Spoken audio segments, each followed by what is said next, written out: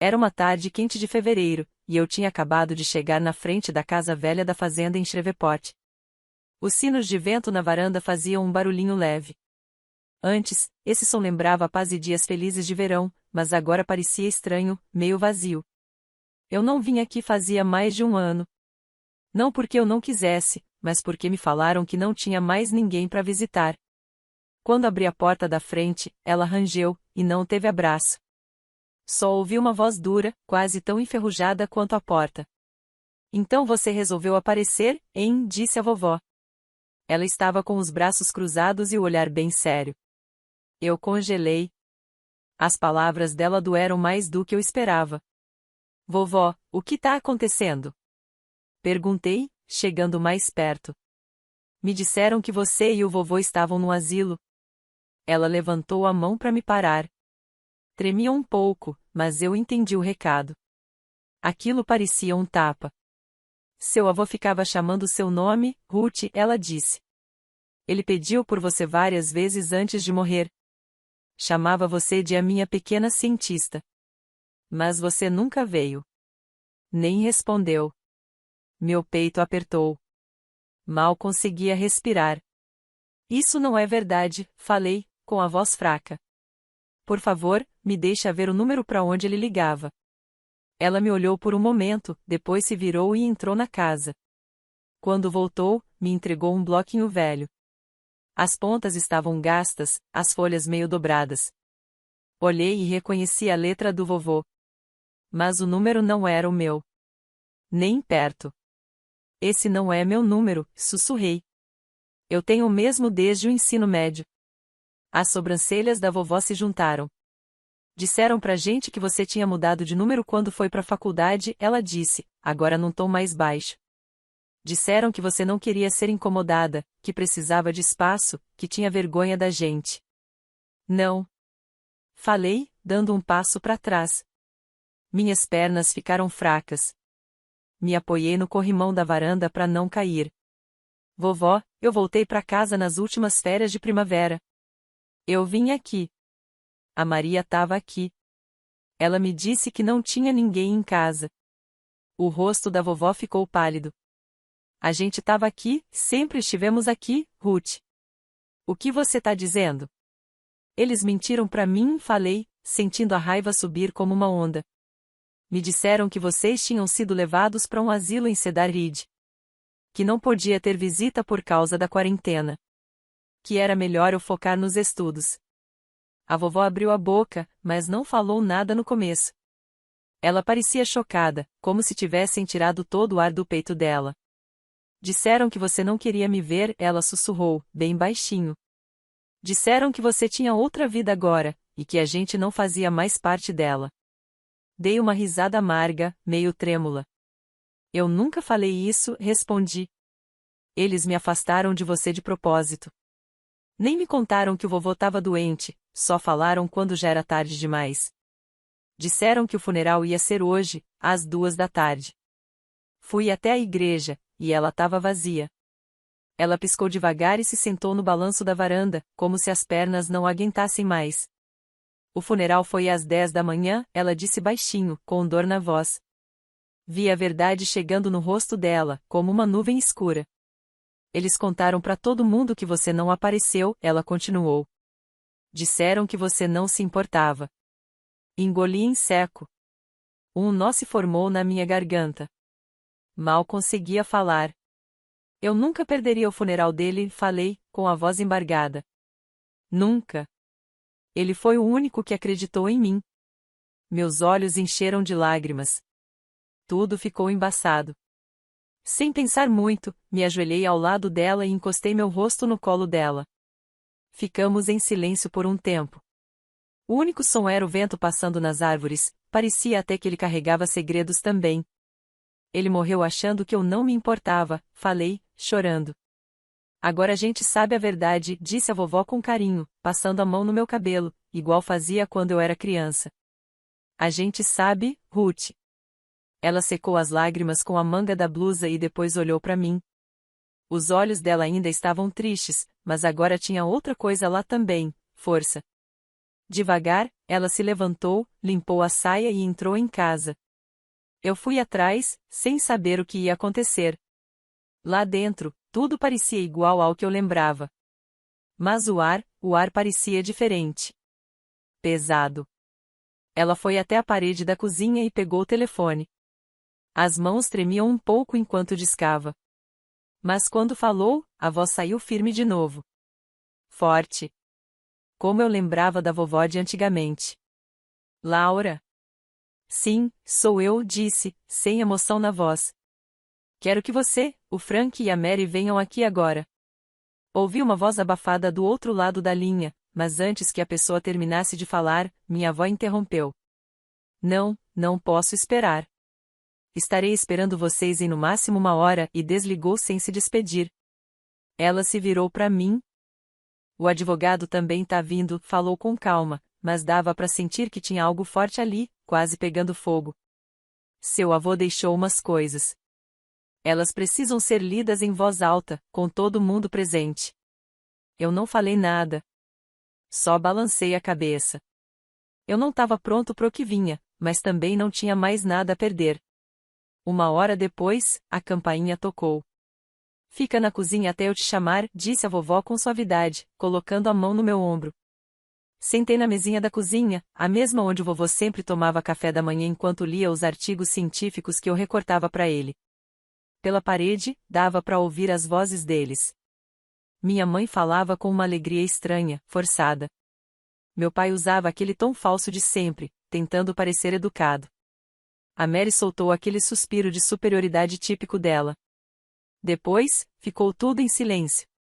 Até que a voz da vovó apareceu, clara e firme. Por favor, todos sentem-se. O Sr. Samuel Johnson está aqui para ler o testamento do Dustin. Era minha deixa.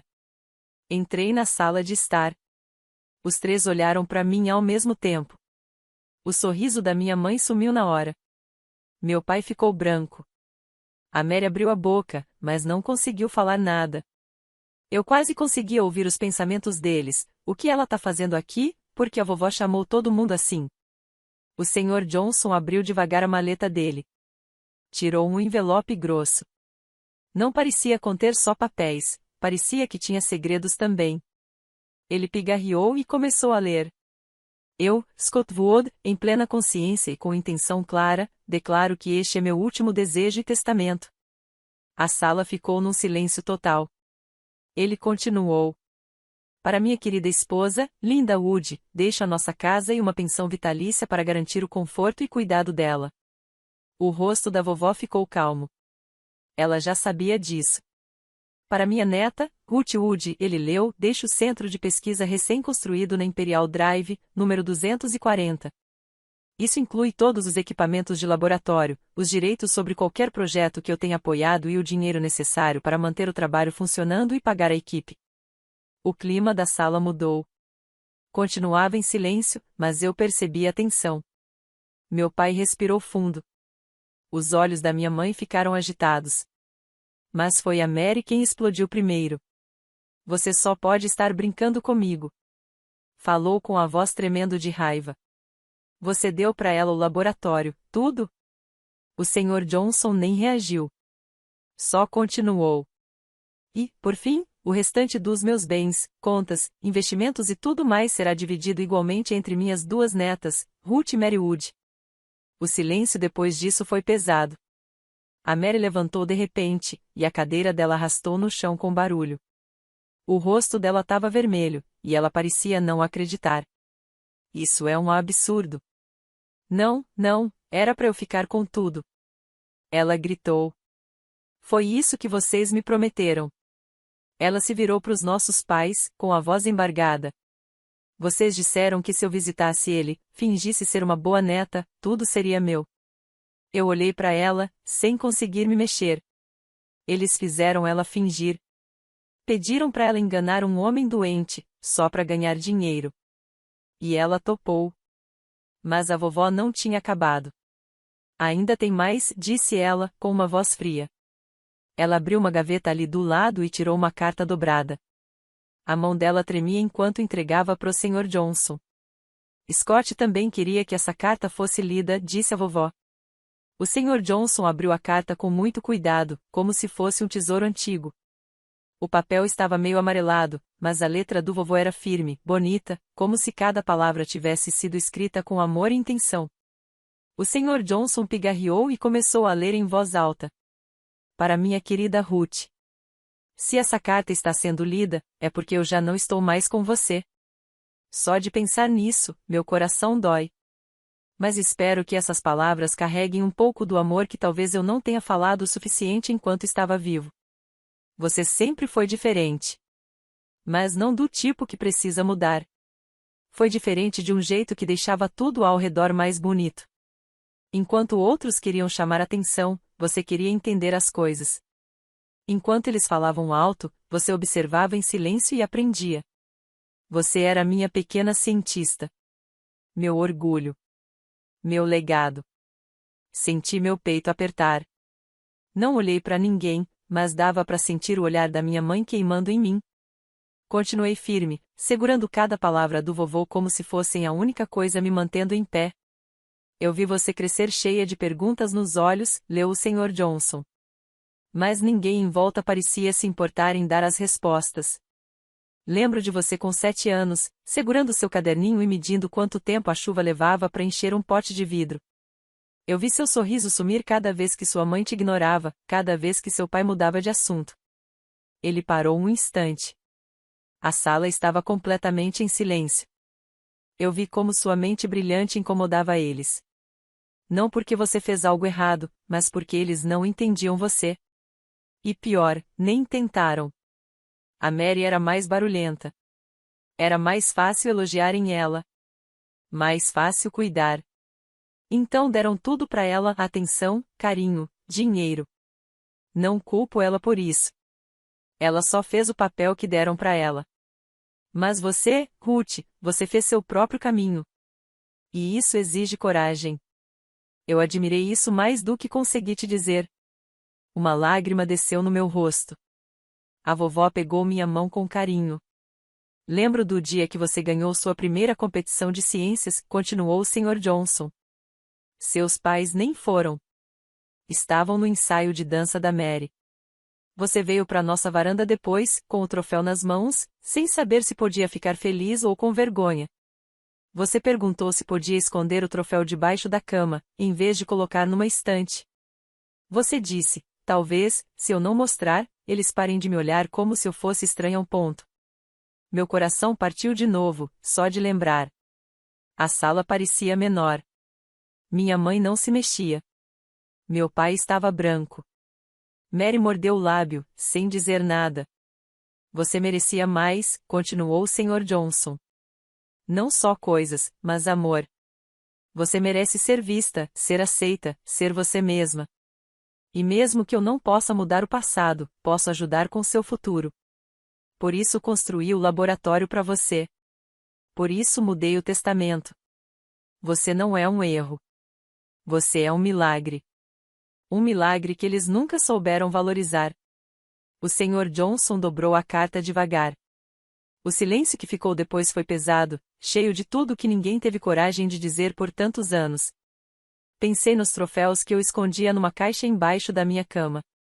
Lembrei de passar horas mexendo neles, tentando achar um lugar para cada um, como se fossem peças de um quebra-cabeça que eu nunca sabia montar. Também lembrei dos meus certificados guardados no fundo das gavetas. As palavras da Mary voltaram na minha cabeça. Ninguém gosta de gente sabe tudo. Ela dizia isso quando eu falava na frente das amigas dela. E aí, de repente, lembrei de todas as vezes em que eu fiz a lição de casa dela. Você é melhor nisso, ela falava, jogando os livros na minha frente como se fosse minha obrigação. Mary, isso é trapaça, eu disse uma vez. Ruth, ajuda sua irmã, minha mãe gritou lá do corredor. Família ajuda família. Mas nunca pareceu ajuda. Parecia que eu estava sendo mandada. Sempre do mesmo jeito. Mary queria que meus pais ficassem do lado dela, e eu acabava cedendo. Achei que, se eu continuasse sendo útil, talvez eles me amassem mais. Às vezes, ouvi eles conversando quando achavam que eu estava dormindo. Não sei de onde ela tirou isso, minha mãe sussurrava.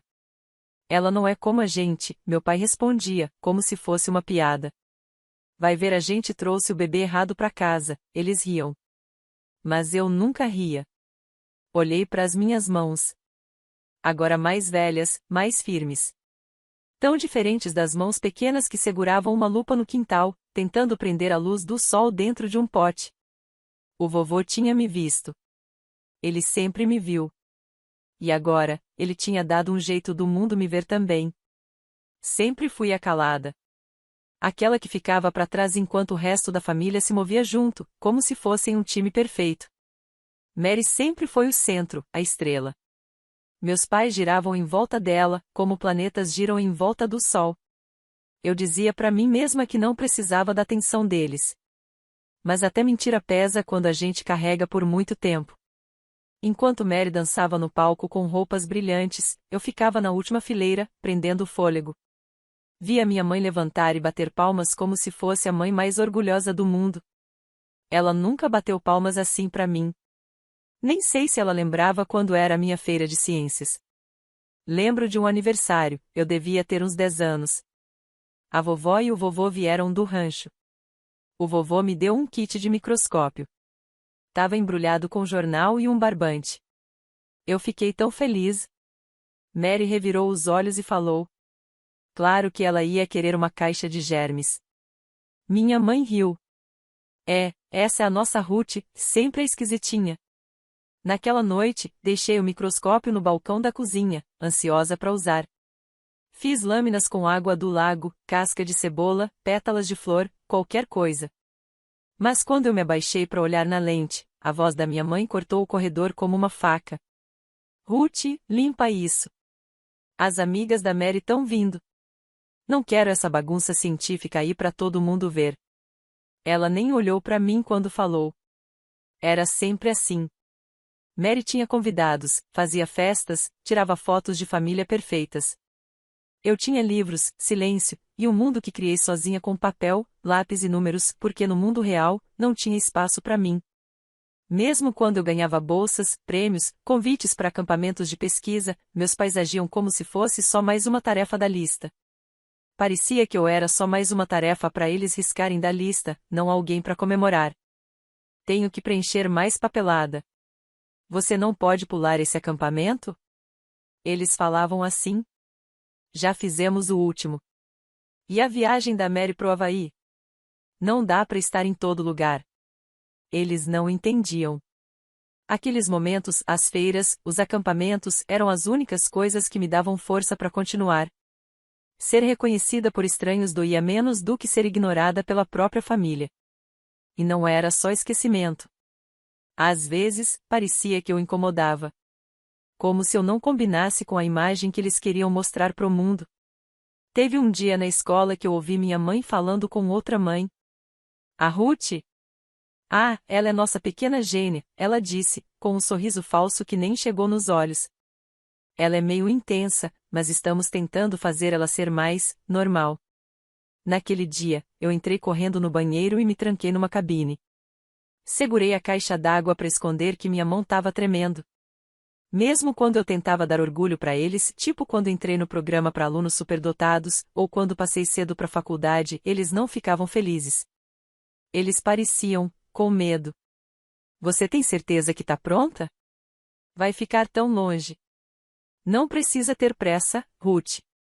Tá tudo bem ser comum. Mas eu nunca fui comum. E o vovô sabia disso. Ele foi o único que nunca me pediu para ser menos. Lembro de um dia, quando eu tinha 12 anos. Eu saí correndo e fui chorar atrás do celeiro porque a Mary falou que eu nunca ia ser bonita o bastante para ser importante. O vovô me achou lá. Ele não perguntou nada. Só me deu um caderninho e disse: anota tudo que eles não entendem. Um dia, o mundo vai entender. Aquele caderno ficou comigo por anos. Durante o ensino médio, nos dias de experimento que não dava certo, nos almoços sozinha na escola, nos aniversários que ninguém lembrava. Aquele caderno virou meu escudo. Meu cantinho seguro. Agora, sentada ali na sala com essa mesma família que um dia me fez sentir invisível, eu sentia todos aqueles anos me cobrindo, como se fossem uma armadura. Eles passaram tanto tempo tentando apagar minha luz. Mas o vovô me deu um lugar para brilhar. E agora, eles tinham que assistir. O silêncio depois da carta não durou muito. Mary se levantou de repente, com o rosto vermelho de raiva. Isso é ridículo, gritou. Por que ela deveria ganhar alguma coisa? Ela nem estava por perto. Ela desaparece por anos e, de repente, volta e leva a metade de tudo. O laboratório, o dinheiro. Ela olhou para os nossos pais, com a voz embargada. Vocês me disseram que era meu. Vocês prometeram. O rosto da minha mãe estava neutro, difícil de entender. Mas as mãos dela se mexiam no colo, como se ela quisesse segurar alguma coisa que não existia. Tentando achar uma resposta onde não tinha nenhuma. Mary falava cada vez mais alto. A gente tinha um acordo. Eu fiz tudo o que vocês pediram. Fiz tudo certinho. Eu fui visitar ele quando vocês mandaram. Eu falei tudo certo. Fui a neta perfeita. A voz dela falhou. Vocês me fizeram implorar pela aprovação de um homem que estava morrendo. As palavras ficaram no ar, pesadas como fumaça. Até a vovó piscou devagar. E agora querem que eu divida tudo com ela? Mary soltou uma risada seca, amarga. Eu levantei o olhar e, pela primeira vez desde que cheguei, encarei os olhos dela. Eu não estava mais com raiva.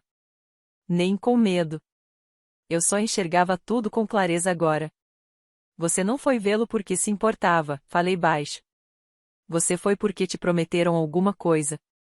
Mary congelou. Você nunca ficou horas conversando com ele sobre livros, sobre ciência, sobre o jardim. Você foi porque te mandaram. Você nunca ficou ao lado da cama dele, a não ser quando alguém pediu. Enquanto isso, eu fui afastada com mentiras. Mas pelo menos o meu amor por ele era de verdade. Chega, mamãe falou, se levantando de repente. Não é hora de ficar dando sermão na sua irmã. Você não entende a pressão que a gente passou. Pressão? Repeti, quase rindo. Você quer dizer esconder a verdade? Me afastar das únicas pessoas que realmente estavam do meu lado? Papai também se levantou, ajeitando o colarinho da camisa, como se fosse fazer um discurso. Vamos ser razoáveis, ele disse. Pensa bem no que você está fazendo. Sua educação foi paga. Todos aqueles acampamentos de ciências, competições, até viagens para fora. Você sabe o quanto isso custou pra gente? A sala pareceu mudar. Respirei fundo, e minha voz saiu baixa, mas firme. Vocês não pagaram nada disso. Foi a vovó e o vovô. Cada taxa, cada passagem de avião, cada equipamento. Foi tudo eles, não vocês. Papai abriu a boca para falar, mas eu não deixei. Você deixou claro desde sempre que eu não era prioridade. Nunca escondeu isso. Esse não é o ponto, mamãe respondeu rápido. Família é sacrifício. A Mary precisa disso mais do que você. Se você realmente quer honrar seu avô, assina sua parte. Foi aí que a vovó se levantou. As mãos dela tremiam, mas a voz não. Como você tem coragem? Ela disse, firme, como se cortasse o ar. Como você tem coragem de ficar na casa que meu marido construiu e falar sobre sacrifício? Mamãe piscou, surpresa. Linda, não. Não, Linda, a vovó falou dura. Você mentiu para ele. Usou ele quando já estava morrendo. Olhou nos olhos dele e mentiu. E agora vem aqui falar de família. Ela se virou para Mary. Você pode ter feito seu papel, mas nunca foi por amor. Foi um acordo. E tenho vergonha de dizer isso agora. Antes eu não via. Agora eu vejo. O rosto da Mary ficou estranho, meio distorcido, mas ela não respondeu. A vovó respirou fundo. Agarrou o braço da cadeira com força. O olhar dela era calmo, mas com raiva contida.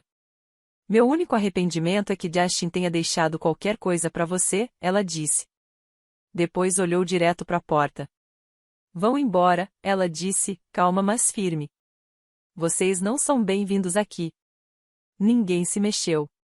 Então ela repetiu, sem gritar, mas com autoridade. Mamãe tentou dizer alguma coisa. Linda é da família.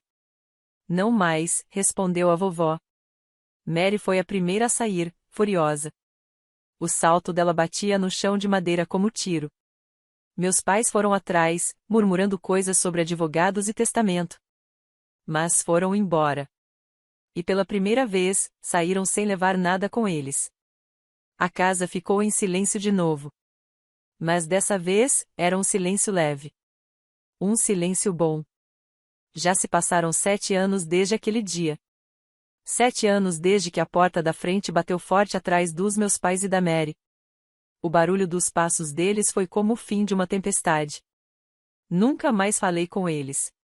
Às vezes, vejo o nome deles aparecendo no celular. Números desconhecidos, e-mails novos, pedidos de amizade falsos. Apago tudo sem ler. Não preciso de desculpas, principalmente as que só aparecem quando alguém se sente deixado de lado. Eles fizeram a escolha deles. E eu fiz a minha. O avô me deixou o laboratório. E ele cresceu de um espacinho de pesquisa para algo real, importante. Hoje é o Centro de Inovação Scottwood. E não é só para manter o nome dele vivo. É para honrar a confiança que ele sempre teve em mim.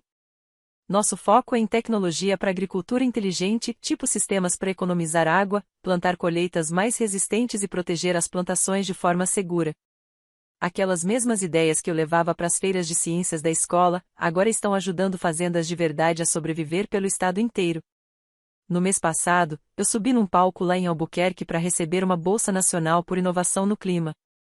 Tava usando um terno azul marinho e levava comigo o silêncio da minha mãe como se fosse uma armadura.